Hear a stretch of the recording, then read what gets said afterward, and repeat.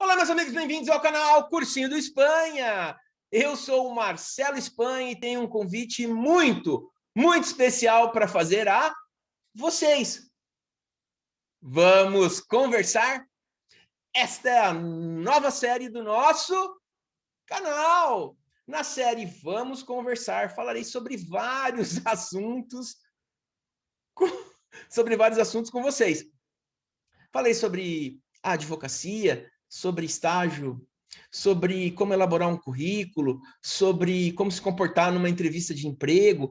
Vou trazer vários amigos aí malucos, não, que são servidores públicos, para contarem as suas experiências, né, para dividirem conosco, né, como é que era a época de estudo deles, como é que era a época de provas, como que é o cargo que eles ocupam, né, se vale a pena ou não fazer concurso, né? Vamos trazer pessoas muito bacanas aí para conversar, né?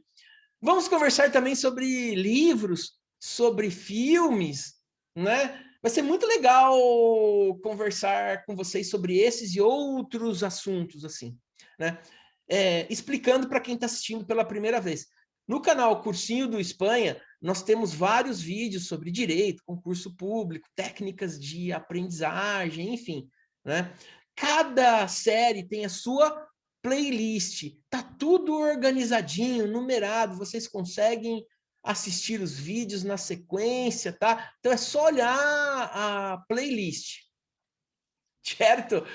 Para começar o nosso Vamos Conversar, eu gostaria de convidar vocês para conversar sobre o caso dos irmãos Naves. O caso dos irmãos Naves foi o maior erro judiciário da história do Brasil. Aconteceu em 1937, na cidade de Araguari, Minas Gerais. Sebastião Naves, Joaquim Naves, eram irmãos. Eles eram sócios do Benedito Caetano. Eles tinham um caminhãozinho juntos, vendiam gêneros alimentícios, enfim. No final de 1937, eles venderam uma safra de arroz. Dividiram o dinheiro, né? Cada um ficou com a sua parte. O Benedito ficou com 90 contos de réis. Um dinheiro muito bom naquela época. E se despediram, né? No dia seguinte, os Naves foram procurar o Benedito para tratar de outros negócios. E cadê o Benedito?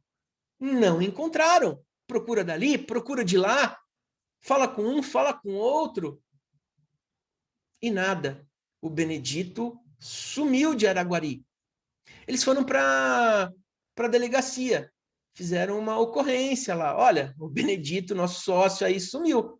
Nós vendemos uma safra de arroz, ele estava com 90 contos de réis, vimos ele ontem pela última vez, nunca mais apareceu. Foi instaurado um inquérito para investigar esse desaparecimento, né? No meio do caminho mudou o delegado, né? Naquela época não era a legislação era outra, né? E não existia a carreira de delegado de polícia, né? Eram os quebra-galhos que eles arrumavam na época e também tinha os militares que faziam essa função. E aí que a história começa a ganhar tons dramáticos, quando em Araguari chegou o tenente delegado, né, Francisco Vieira dos Santos, militar, linha dura, que começou a investigar.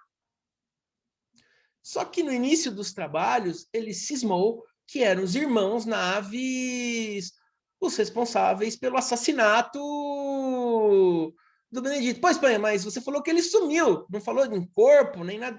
Pois é, não havia corpo, não havia prova alguma de um assassinato. O tenente-coronel Francisco Vieira dos Santos, quando começou a investigar, pôs isso na cabeça e passou a trabalhar para colher provas contra os Naves.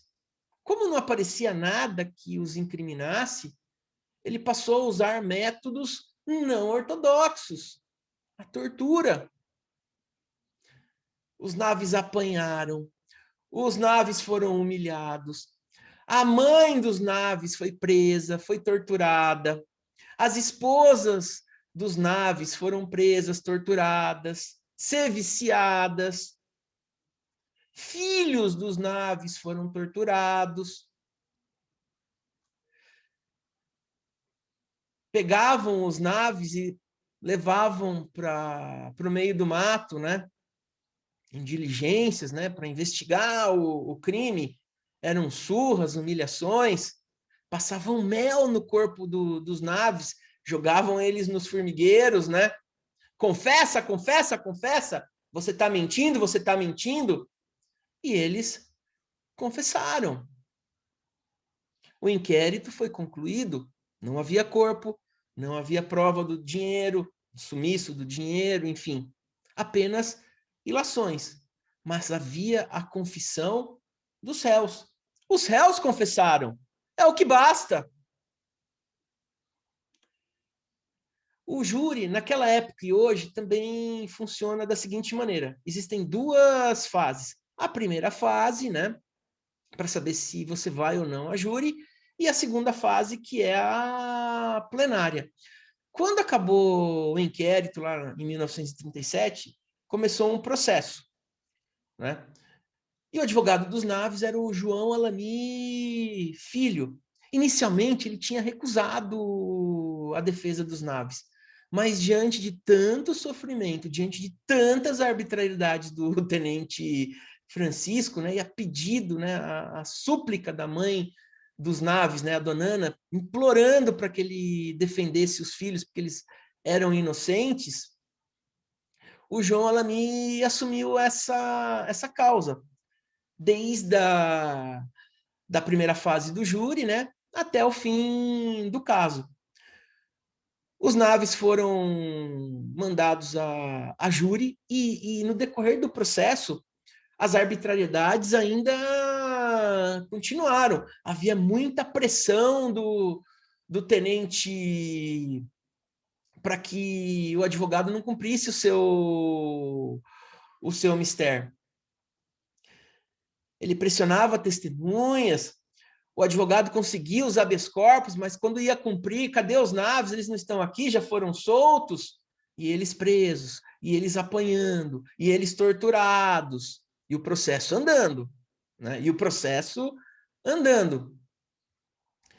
No primeiro julgamento do júri, né, os Naves foram absolvidos. O Ministério Público apelou para o Tribunal de Justiça de Minas Gerais pedindo a anulação do julgamento. E pasmem, hein? Os Naves, mesmo sendo absolvidos, né, mesmo não existindo corpo, mesmo não existindo provas de que eles tenham cometido qualquer ilícito, que eles tenham se locupletado, né, que eles estavam com os 90 contos de réis, né, eles foram mantidos presos. A legislação da época determinava que o réu aguardasse o desfecho do recurso preso, mesmo ele tendo sido absolvido pelo júri. O Tribunal de Justiça de Minas Gerais anulou o julgamento, né? Foi feito um segundo júri dos irmãos Naves. E o doutor João Alani Filho absolveu de novo os irmãos Naves. Não tinha corpo, não tinha prova nenhuma. Eles foram torturados, testemunhas torturadas. Um nítido caso de abuso de autoridade. O Ministério Público recorre. E o Tribunal de Justiça anula o segundo júri e condena os irmãos Naves a pena de 25 anos e 6 meses de prisão. O advogado briga, recorre e diminui a pena para 16 anos. Sem corpo, sem provas de algum ato ilícito cometido pelos irmãos Naves, e num caso em que houve abuso de autoridade, em que as autoridades que deveriam investigar torturaram, fizeram os diabos para obter uma confissão. 16 anos. Os irmãos Naves cumpriam a pena, 8 anos e 3 meses depois, por bom comportamento, eles tiveram a progressão do regime. O Joaquim, logo que foi solto, acabou morrendo. E o Sebastião viveu, voltou para Araguari, sempre alegando a inocência.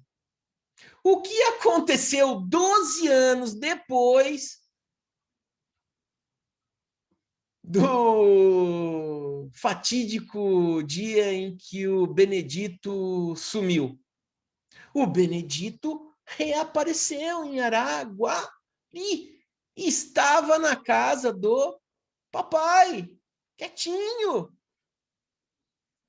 Descobriram que o Benedito estava lá, né? O Sebastião foi correndo para lá, encontrou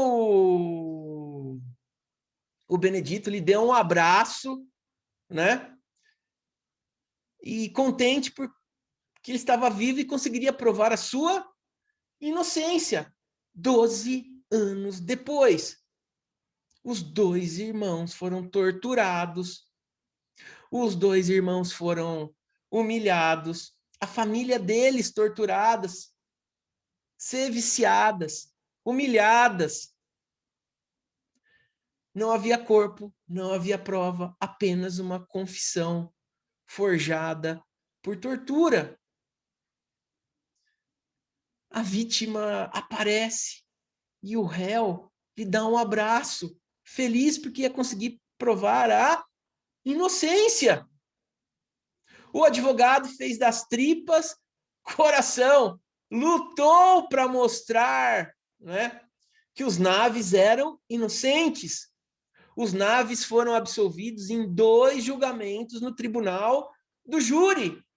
E o Tribunal de Justiça os condenou sem provas, com base apenas, então, somente numa confissão, em ilações.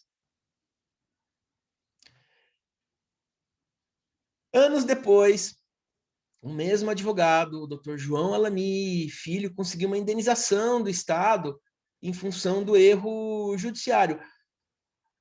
Mas existe dinheiro no mundo que pague o que esses 2 inocentes sofreram? Não.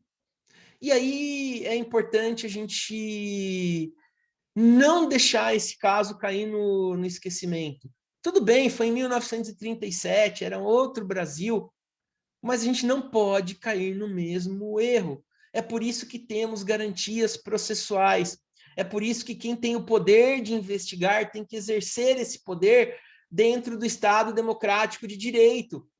Quem tem o poder de acusar tem que exercê-lo com responsabilidade. Quem tem o poder de julgar um semelhante, que é um poder divino, na minha opinião, tem que exercer esse poder com sabedoria. Eu só posso condenar alguém, eu só posso mandar alguém para a cadeia se tiver prova. Como eu posso condenar alguém por homicídio se não existe corpo? Se não existem provas? E esse caso é interessante, né?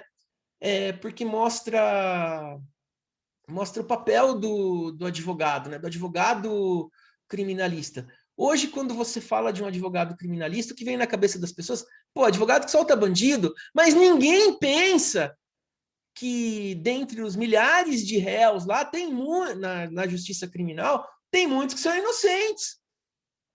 E o papel do advogado, o papel exercido pelo doutor João Alani Filho, pegando um caso difícil desse, ele tinha recusado no começo, cidade pequena, olha, os caras mataram o Benedito, né? E ele foi lá lutando, conseguia os habeas corpus, tentava cumprir, não conseguia, era pressionado pelo tenente delegado, e mesmo assim ele teve resiliência, lutou no primeiro júri, no segundo júri, nos recursos, diminuiu a pena. Depois, quando foi comprovada a inocência dos irmãos Naves, porque o Benedito apareceu, ele conseguiu a indenização. esse é o papel do advogado, né? Uma profissão que é uma função essencial à justiça. Eu ouvi essa história dos irmãos Naves a primeira vez na faculdade, mas a minha professora de Direito Penal era do Ministério Público, o assistente era delegado, eles não falaram com muita... Citaram o caso dos irmãos Naves, mas não aprofundaram muito, né? Eu fui estudar mais a fundo quando, no quarto ano da faculdade, eu fui fazer um curso extracurricular em São Paulo, era um curso sobre o Tribunal do Júri. E lá os advogados eles aprofundaram essa questão do caso dos irmãos Naves, né? Nessa época eu estudava de manhã, fazia estágio, enfim, ficava perambulando por São Paulo lá. Eu sempre gostei muito de livros, né? Desde a época da faculdade, quando sobrava um dinheiro, eu comprava um livro para ter a minha biblioteca. E em São Paulo, tem ainda, né? Mas na época tinham mais sebos, tinha a livraria Ornab, 3 andares perto da Praça da Sé, tinha um teatro dentro, né? Eu lembro que na primeira vez que eu fui lá, eu encontrei o livro do caso dos irmãos Naves, né, escrito pelo Dr. João Alami Filho, né? E era uma fortuna. Isso acho que em 1998, 1999, acho que era 400, 500 reais, né? E até o dono da livraria, ele ficava no andar intermediário, eu passei assim, tentei negociar com ele, fiquei conversando um tempão com ele, mas ele não baixou o preço, e eu saí, não tinha como comprar, né? Não tinha, né? E aí, curiosamente, uns dias depois que eu passei na livraria Ornab, eu tava... Não existe mais, infelizmente. O dono morreu e acabaram com uma preciosidade, né? Era fantástica aquela livraria. Ele não gostava que chamasse de sebo, né? Era alfarrábio, né? Enfim, que Deus o tenha, né? Alguns dias depois que eu passei na livraria Ornab, né? Eu tinha visto na televisão à noite que o sebo do Messias tinha pegado fogo, né? Falei, putz, que tristeza, né? Era um sebo muito próximo. Perto da Praça da Sé tem o Fórum João Mendes, tem o Palácio da Justiça, tem muita coisa de direito, tem livrarias, tem vários sebos, né? Agora diminuiu um pouco, né? As pessoas estão lendo menos, enfim, né? E aí eu vi que tinha pegado fogo, e nas minhas andanças lá nos fóruns, né? Eu passei em frente da livraria do Messias que tinha pegado fogo e vi uma placa grande, né? Saldão, acho que era R$ 1, R$ 2, né? E tava tudo queimado o negócio lá, né? Aí eu falei, vou dar uma olhada lá, né? E eu me embrenhei no sebo que tinha pegado fogo. E olha só o que eu encontrei aqui, ó. Esse livro tinha que ser meu, né? Eu tinha visto na livraria Ornab, o preço era exorbitante, não tinha como comprar. Eu me embrenhei dias depois no sebo do Messias que tinha pegado fogo, né? E assim, tava tudo queimado, molhado, né? Eu ficava fuçando, assim, ele tava num cantinho da sala que tinha pegado fogo, né? Tava tudo queimado na direita, na esquerda, em cima, na frente, molhado, e ele estava intacto. A Espanha está cheia de coisa rasgada. É um livro antigo, de 40, 50 anos, mas ele tinha que ser meu, né? E foi uma história, e é um dos que eu guardo com maior carinho. E o legal desse livro aqui é que ele narra a história dos irmãos Naves pela ótica do advogado. E aqui faço um parênteses. Juiz pensa de um jeito. Promotor pensa de outro jeito. Advogado pensa de outro jeito, né? Então é bom conhecer como cada um pensa nesse jogo do direito, nesse jogo processual. E aqui ele conta os fatos, mas aqui tem também cópia de peças processuais. Vocês têm, quem tiver oportunidade, no Mercado Livre, na estante virtual, e eu acho que estão relançando, que relançaram numa editora de Minas Gerais, uma nova edição desse livro. É fundamental. se você está fazendo direito, se você quer ser advogado, enfim, se você vai fazer concurso para uma defensoria, enfim, vale a pena ler esse livro aí do Dr. João Alamy Filho, né? Contando a história dos Naves, contando os apuros que ele passou no processo, como ele desenvolveu a estratégia, os recursos, a angústia de você absolver no tribunal do júri, que não é fácil, né? Não é fácil você sustentar uma defesa de um réu que é acusado por homicídio no tribunal do júri, né? Absolver e o tribunal condenar, e eles sendo inocentes, né? Todo o trabalho meticuloso do advogado, as pressões que ele sofreu, a coragem de lutar contra o tenente que estava usando do cargo para pressionar, que usava a tortura como meio de investigação, né? Então, assim, ó,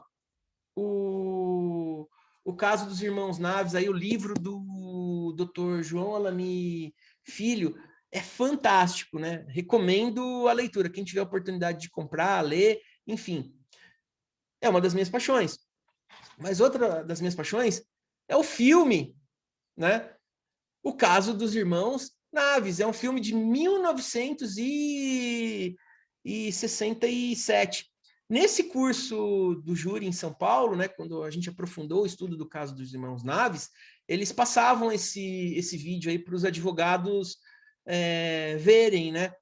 E os irmãos Naves eram interpretados pelo Juca de Oliveira e pelo Raul Cortez, né? E o tenente era pelo Anselmo Duarte, né? Que ganhou a Palma de Ouro em Cannes aí com Pagador de Promessas, né? O filme é fantástico. Assim, o livro e o filme foi feito com base no livro do Dr. João Alamy Filho. O livro é interessante porque você vê as peças processuais e a narrativa do advogado. Agora, o filme, as cenas de tortura, né, elas são muito marcantes. A cena dos julgamentos em que o tenente vai afrontar o advogado e o sangue frio que ele tem para se valer contra esse abuso de direito, né? Porque o advogado só tem a legislação e os argumentos. O delegado, o tenente delegado tem as armas, né? É muito interessante, né? Então, assim, recomendo também, hein, ó, o caso dos irmãos Naves. Não precisa comprar. Na descrição do vídeo, eu vou deixar um link. No YouTube tem o caso dos irmãos Naves. Assim, é um filme impactante que nos faz pensar sobre o direito de defesa, sobre o papel do advogado, sobre o papel da justiça, não é? E acho importante não deixarmos que esse caso aí caia no esquecimento. É sempre bom lembrarmos do que aconteceu no passado para que não cometamos os mesmos erros no presente, né? Certo? Espero que vocês tenham gostado. Eu adoro cinema, adoro livros. Cada livro da minha biblioteca tem uma história. O livro do caso dos irmãos Naves é um dos meus prediletos, né? Esse caso, para mim, é emblemático, mostra a importância do advogado, enfim, né? Eu vou trazer outros filmes aí, outros livros aí de julgamentos, de casos famosos aí, para a gente trocar uma ideia. Na próxima, ou melhor, no próximo Vamos Conversar, eu vou trazer a Tânia Luna. A Tânia Luna é uma professora, ela é companheira lá do Rotary Clube de Mogi das Cruzes, ela tem um trabalho fantástico com os jovens, e ela vai conversar com a gente sobre concursos na área de educação, o que precisa fazer para ser professor, quais são as perspectivas da carreira, vale ou não a pena ser professor, né? Então, não percam o Vamos Conversar, episódio número 2. A Tânia Luna, ela estudou, ela se formou em letras, né? E ela passou no concurso público e teve uma carreira no magistério. Hoje ela é uma professora aposentada. Ela tem muita coisa para falar sobre essa carreira de professor, que é muito importante e tem muita oportunidade de emprego. Para você que não sabe o que vai fazer da vida, para você que está estudando qualquer coisa, não descarte o magistério, tá? Certo? Eu fico por aqui. Obrigado pela atenção de vocês. Espero que vocês tenham gostado. Deixem o joinha, errei. Inscrevam-se no canal, assinalem o sininho das notificações, compartilhem os vídeos, pô, ajuda a Espanha a desenvolver o canal. Fiquem com Deus, até a próxima e tchau!